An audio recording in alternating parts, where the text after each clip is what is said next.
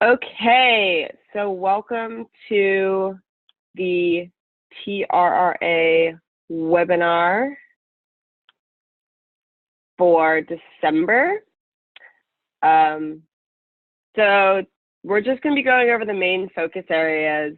I find in refereeing, a lot of us get down into the nitty-gritty way too quickly. The theory should be catch the big fish, not the minnows. So if you're trying to pick out individual words that are defining in law what you're calling exactly, you're probably not doing it the best way that you could versus looking at the big picture and picking out those big things we need to deal with. So I broke it down into 4 main focus points, and that's safety, the breakdown, space, and set piece. First focus point is safety. So within safety, a lot of it is dangerous tackling or dangerous play. And I've got some clips I'm going to show afterwards. The safety of the players has to be your top priority as a referee. So your job is to create an environment that the players can play safely in. So it's not your fault if a player is going to go out there and decide to have a punch up, but you need to create the environment where they know that they can't do these things and get away with it. So that's penalizing things, dangerous play, carding, really dangerous play, got to get it out of the game. So that's what your job is as a referee. Foul play itself is a player issue.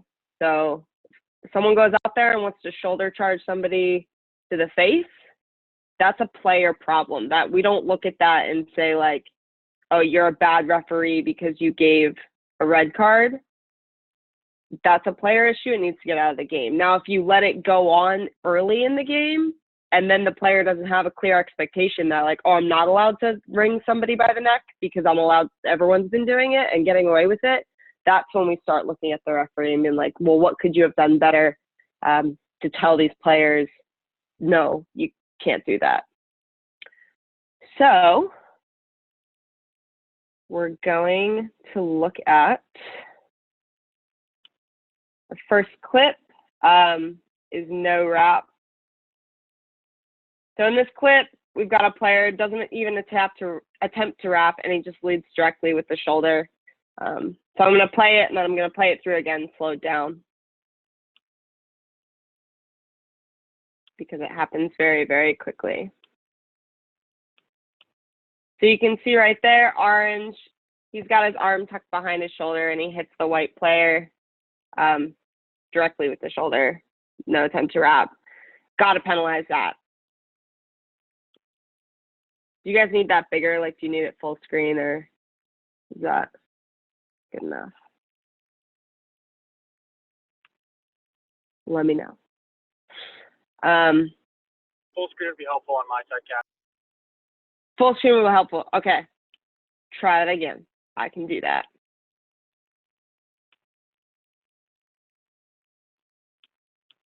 So right there,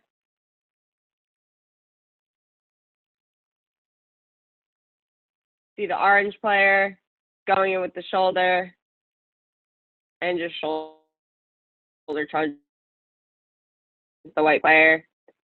Now something where in this situation, the white player lost the ball forward first, and the orange player is going to be like, well, you lost the ball forward. Be like, well, you still have to play safely.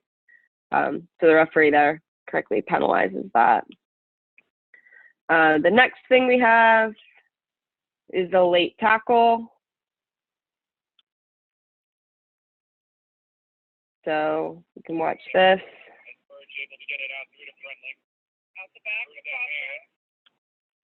You see the referee puts his arm out for advantage.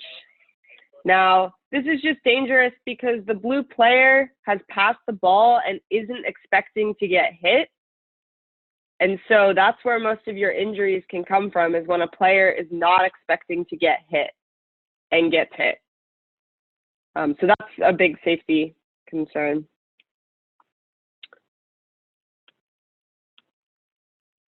Next clip. is a lifting tackle.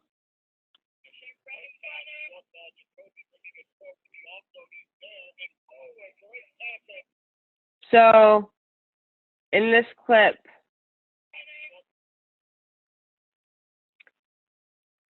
you can clearly see that the player is lifted into the air, taken that horizontal, and slammed into the ground.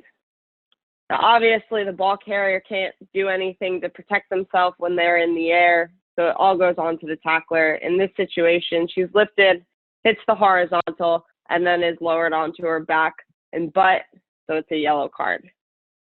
If she were to land on her head or shoulder, it'd be a red card. If she could bring her back down and put her on her feet, it would be play on.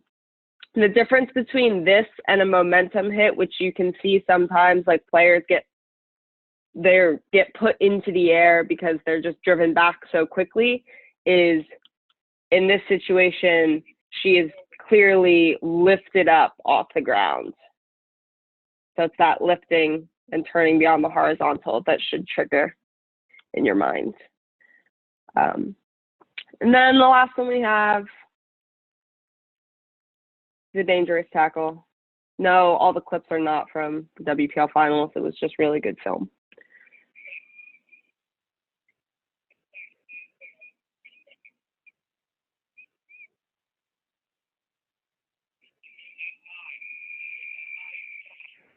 Yep, so great call there. Players going in. The contact starts up around the neck and then actually goes lower to complete the tackle, which is why this was just a penalty only.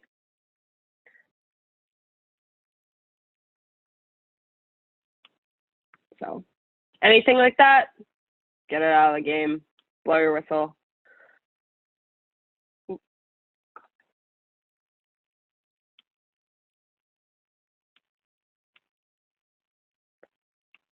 Okay. So that's safety. Next thing, any questions about safety? Do you guys have any questions about safety? Jump in anytime. If there's a little hand raised thing, I can't see it, and I might not see your comments, so just let me know. Next is the breakdown. So you should have a tackle checklist going into the breakdown. My personal tackle checklist is the tackler and the tackler assist. They need to be out of the way before I'm even going to really start looking at that ball carrier. So the tackler has to release and move away. Tackle assist, who is someone who has hold of the player as they go to ground but remains on their feet. They must also release. And then all players that want to play that ball have to come through the gate before they play the ball. After the tackle and the tackler assist have released, then I'm going to look at the ball carrier. The ball carrier must also release. And yes, the law says get out of the way. Typically, we only will see that if the tackle defending team has more players at the breakdown and is going to win that breakdown. That's when you really look for that ball carrier to roll away. If it's a clear ruck and the attacking team has won the ball, don't penalize the ball carrier for remaining on the bottom of the ruck. And then all arriving players must come through the gate and remain on their feet. So setting a good standard at the breakdown is going to create a game with less bodies on the ground, and that allows for quick ball. If you let everybody who has just participated in the tackle and lay on the ground near the tackle, you're going to have support players coming in off their feet. The ball's going to get lost in all of that mess, and the ball's going to come out really slowly. The bad thing about that is then the players are all really, really close to each other and really, really angry because they're not playing rugby. So if you let a game happen with a lot of bodies on the ground at the breakdown, you're probably going to have more foul play because those players aren't doing anything besides getting shoved into each other's faces. But if you clear all the bodies off the ground, ball comes out really quickly, they have rugby to play instead. So we'll go through our tackle checklist. Tackler has to roll and get out of the way.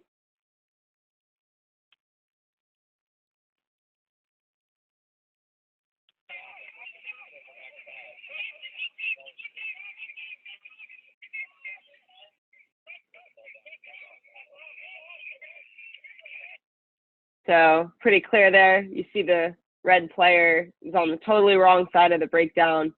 While you could hypothetically wait for him to crawl out and play the ball, the white team is not going to be too kind to getting him out of the way. And if some of you may have played rugby back in the 80s, they're going to get him out of the way using their feet. And that's not what we want. So good penalty there. Just get him out of the way. All right. Tackler not releasing.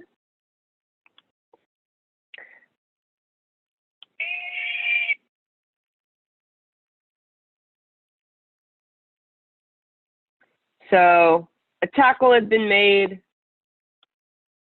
and white brings the blue ball carrier to the ground.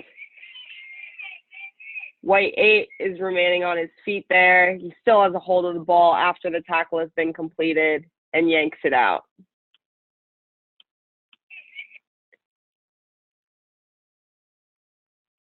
So he kind of gives those two good yanks. Now, if he gets it as the player is going to ground, you know, it's a good rip. But there you see blue player's brought to ground and white's really yanking at that ball.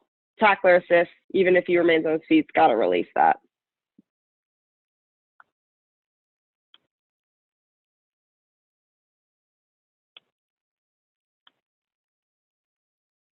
This one is a little hard to see, but it was pretty difficult to find video of this actually happening in a 15s game. So this is gate entry. The ball's actually going to be up here. Don't look in the middle of the screen.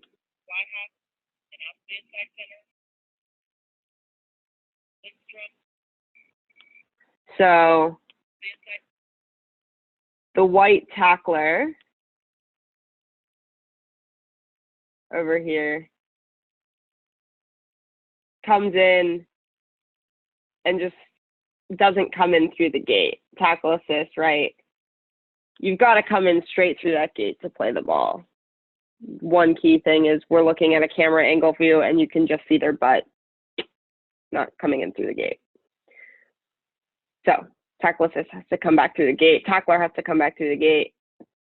Supporting players have to come through the gates. So after everything has been checked off with the tackle and the tackler and tackler assist, that's when we're looking at the ball carrier.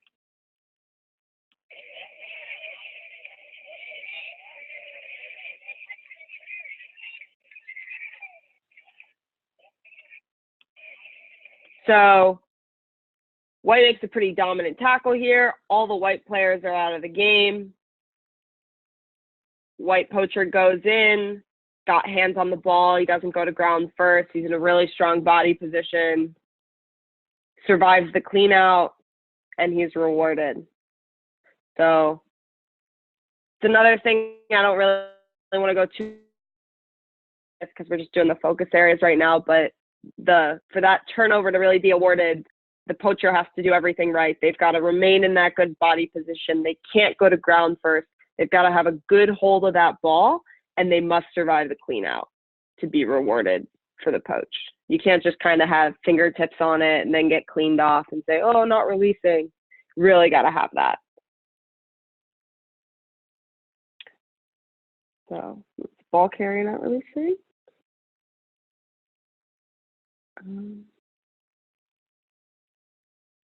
Do I not have a 5? Okay, well, that was a really good example. And then arriving players.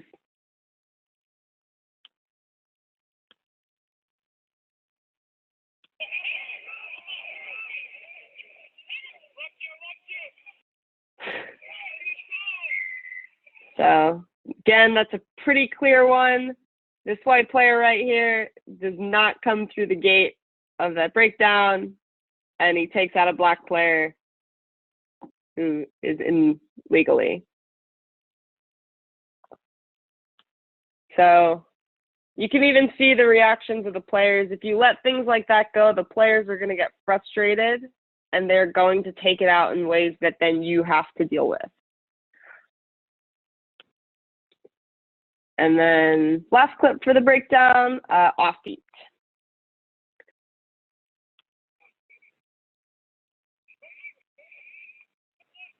So that white player coming in goes directly off their feet, not trying to go for the ball and preventing orange from clearing that ruck. So gotta come to the gate, gotta stay on your feet.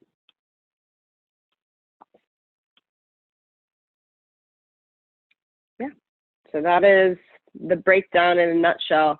This is where you can get really bogged down in the details of, well, this happened, this happened, this happened, this happened. The main thing is just get those players off the ground, make sure they're not going off their feet, make sure they're rolling away from the tackle, make sure they're getting the ball, letting the ball become available, or else you're going to have a mess. Space. In a game, you need space to play an exciting game of rugby. So the last foot of the breakdown, set pieces near the goal line, having adequate space allows those players to play as they want to and creates a more open and exciting match. If you are letting the defense push the line, then the attacking team is going to be throwing really rushed passes, and they're going to be going backward a lot. Now you can allow a defense that's, starting on side and they're really just quick. That's different than allowing a defense taking away that extra half meter at the last foot of the breakdown. So if you're not allowing the open space, then you're just not going to have that much go forward ball, and you're going to have more issues. Space. All right. Players never onside at the breakdown. So you see blue 14 here, never gets onside and puts red under pressure. So yeah, breakdown. He's kind of flirting at that last foot. Meh, not really. He's stepping forward a little. Ball's not even out. He's already kind of taken away that space. By the time red gets it, they're like, he's like, I can't even catch this ball because this guy is so far up. So he just bats it around. So red just doesn't have the space to play as they wish.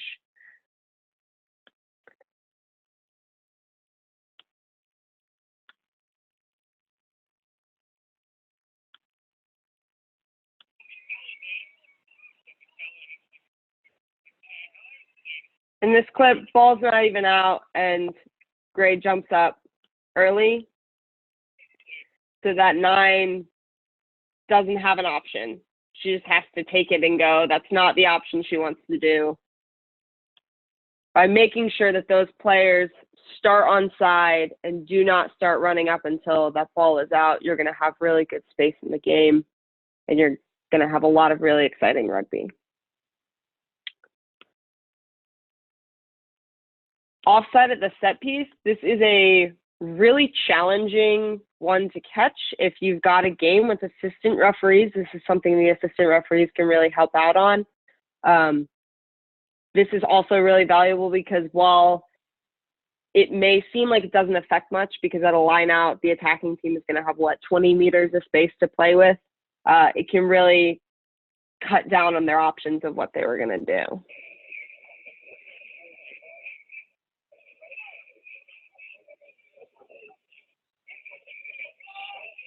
So you can see the back line already just in the way, and the referee correctly awards the mark at where the offside line was for the back line. So ball goes up, line out's still on, line out's still on. As he has it in the air, the line out is still on. You still got a line out. There, the line out's over, and your back line is already 3 meters from the line of touch.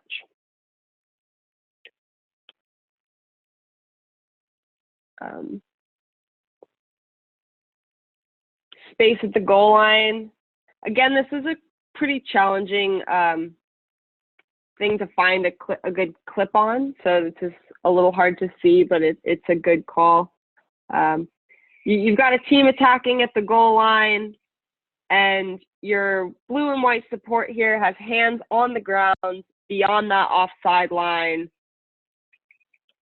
So that extra 4 or 5 inches of space that they're taking away, it really does matter. It might not seem like a lot, but if they've got those hands right down on the ground, like right there, and they can get that extra jump, 5 inches of space is the difference between a team scoring and not scoring.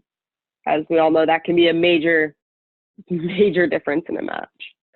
So work really hard at the goal line to make sure you're getting that space.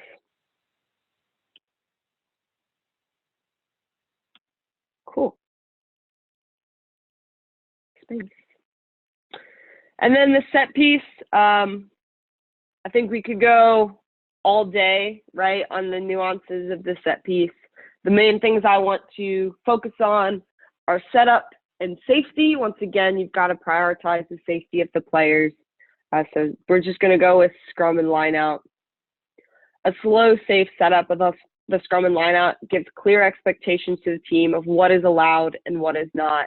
And that's what we always talk about. When you're setting standards in a game, you are letting the teams know from the first kickoff, this is not okay to happen today, versus, oh, let it slide, turns into, yeah, do it all the time. So you're going to try to let a team know, yes, you can do this. No, you cannot do that. So we're going to hit the scrum first.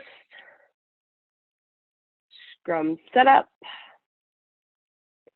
Since I'm on my phone, you guys don't have sound. But you can see in between each call, the referee is making sure it's stable. And what I also really like about this is he's taking the tunnel. So he's not going to let the 9 put the ball in until the scrum is stable.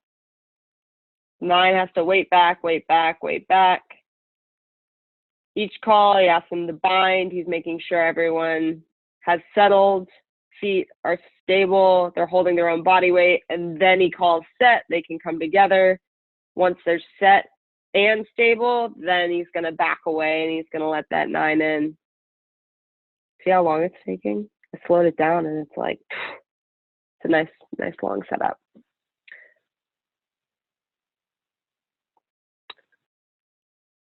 Oh no, I didn't add a new. Okay.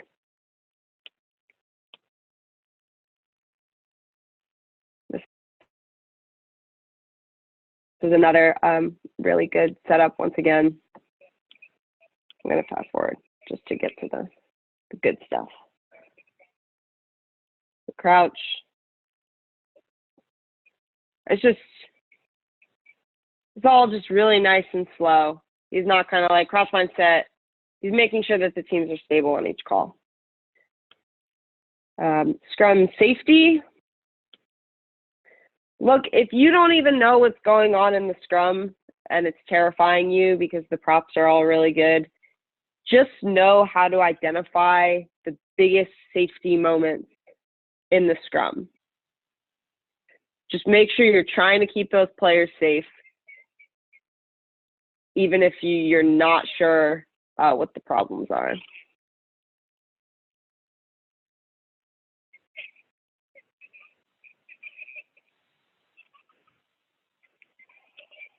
So you've got players being lifted up here. green has been started just by driving all the way up. You can imagine what kind of conditions these players' necks are in. And you've got a player on the ground already, you know, just a big safety concern there. And the biggest thing, if you are letting a scrum go where the player gets lifted in the air, you need to take a reality check. We've all been there. I've done it this year and learned my lesson. But you've got a player completely being lifted in the air. They cannot do anything to protect themselves, mostly because they're bound into the scrum. So you must be the person to protect them. Great call here. Referee's like, you cannot do that. It's very unsafe. So if you can't get all the little calls, just get the big ones. Get the safety. Line out setup. Shameless plug here, guys. This is me. I'm going to say this right now.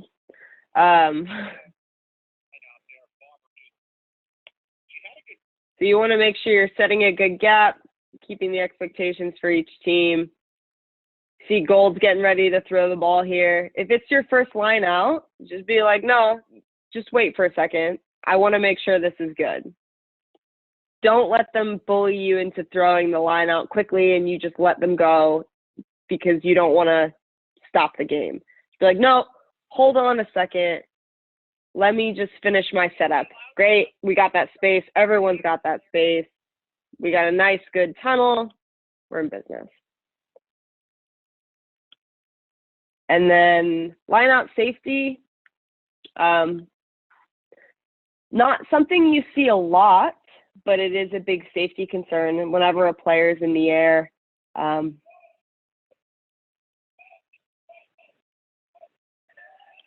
You can see there, just a really good call.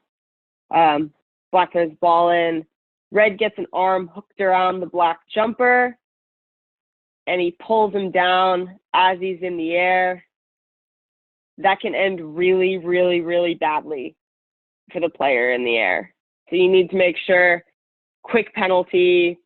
Everyone's like, yep, totally. The jumper's usually the first one to admit, sorry, didn't mean to do that. Just get it out of the game.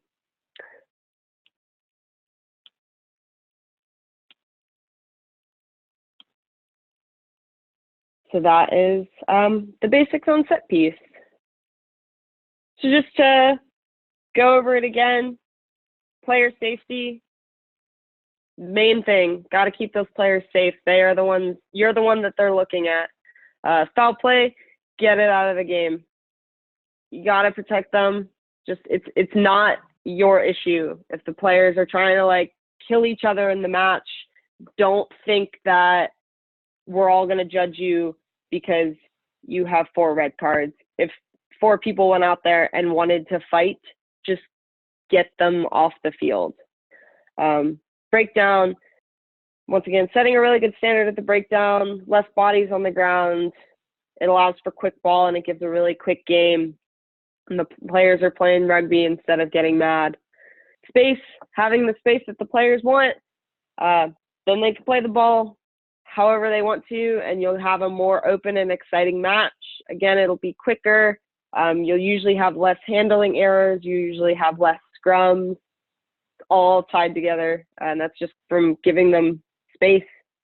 And then the set piece, just making sure you set it up nice and slow and give the expectations of what they can do and what they cannot do in the set piece. So wow, that's my main presentation. Are there any questions, comments? Yes, someone. Kat, Drew here, Texas. I was hoping you could talk about in the player safety, specifically foul play, high tackles, not playing advantage, especially earlier in the game, and kind of the thought process behind that. Yeah, so I was actually planning on the January webinar to be a lot more an advantage, but we have a ton of time, so I would love to talk about that. It's going to take too long to go back to it. With safety, advantage is a really great tool to keep the game going, but by not using advantage, you tell the players immediately that you've seen it and you're not going to allow it. If you play advantage, it's sometimes hard to get across, yes, I've seen it, and we're going to play advantage from it, because the players are doing a million things at once. If you blow the whistle right when it happens, everybody's like, yep, that's what that whistle was for. Cool. Players seen it.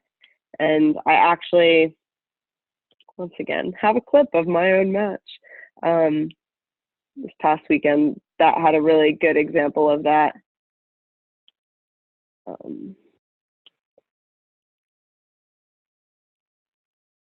So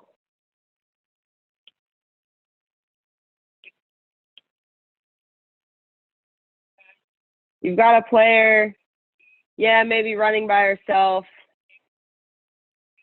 but what's really going to happen here, there's a slight chance she might evade all those defenders and go run and score a try. We're just outside the 22, though, so she'd have to run 70 meters by herself.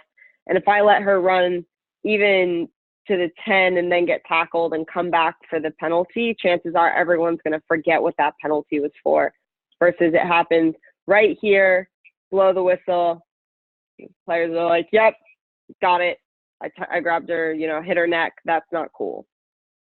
They don't there's really no need to play advantage on foul play unless the team is going to score a try. It's better to make that statement, show the players everything, like a dog that poops in the house, you rub his nose in it. Don't do that. Cool. Did that answer? Jared, what's that? I was changing topics. Sorry. Cool. No, you're good. Change what? You mentioned around safety in the scrum. If you don't really know the ins and outs of front row, make sure you're just keeping them safe. Do you have any resources that you go to if you want to brush up, or if you have any questions, something that we could do to perhaps expand our knowledge or brush up on the front row stuff outside of these webinars, if there's a particular video link or some strategy there? Yeah, absolutely. So outside of getting yelled at by people for having dangerous scrums, which happens to the best of us, what I really do is I go to advantage. And if you guys haven't checked this out yet, everybody in USA Referees gets access to advantage. It's referee video review software. If you haven't checked it out, there's a whole webinar online on how to use it. And you can see everybody's matches and games, and that's what I go to, because there's a lot of really fantastic referees, really fantastic referee reviewers and coaches. So like this, I'll just go to the match, I'll view the playlist, and then I would just go to all the scrums. And so here I can see the coach wanted to say something, so I'm like, oh yeah, cool, like here's a scrum that I can learn something from. And just instead of just watching all the games, you can actually see what the referee said about it and what the referee reviewer said about it. You're like, yeah, what does happen here? You're like, oh, the referee says not enough to be penalty kick. Reviewer says it goes around too quickly. Good opportunity to set standards. You're like, oh, that's a really good point. We're only 5 minutes in. It is a good opportunity to set standards. So that's what I would just do, is hardcore jump on all the scrums, and here I am. I can look at all the scrums. So that's what I do. Thanks, Kat.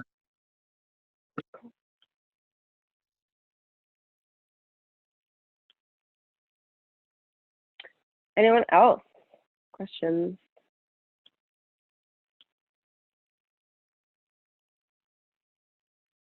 On our focus areas.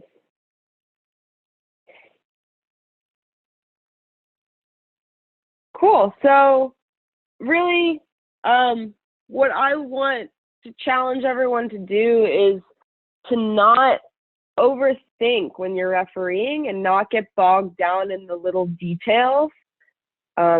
Just focus on catching the big fish, okay? Making sure your players are safe out there. Making sure you don't have a bunch of people laying around at every breakdown and the ball is somewhere and you just kind of wait for it to come out. Making sure that you get those people who are clearly and obviously offsides, and then making sure that your set piece has structure and is slow and comes together and doesn't just 70s style where you all just run into each other. So, I mean, whether you're national panel or you're just starting out, I mean, that's something you can always refresh yourself on, is like, you're just trying to focus on the big things, what everyone's going to see, what everyone is looking at, right? There's always been a saying that if you call something really technically and then you and your performance reviewer go home after the match and high five about it, but everyone on the field, everyone watching the game at home thinks you're wrong. I mean, did you really win? Come home, you're like, look, that's what it says, word for word in law, I'm correct. Congratulations. But, you know, focus on the big things. Big fish. That's all I have for you guys tonight. I will be sending out the presentation itself. All the clips can be found on Advantage if you go to the notices board and then you go to the TRRA review. Apparently, I thought I was going to have this next week, but here we are. And all the clips are labeled to go along with how I labeled them in the presentation, as well as I'm going to put this video up online. So peruse at your wish. If you have some more questions about Advantage, I'd be happy to send that webinar link out. I believe it's in the USA Referees Facebook group as well. But really get on here. It's a fantastic system, and the best way to focus on your development is to, you know, take it into your own hands and start analyzing your own films. Cool. That's all I have for you guys tonight. Otherwise, go out and enjoy your evening. Bye-bye from me. Thanks, Kat.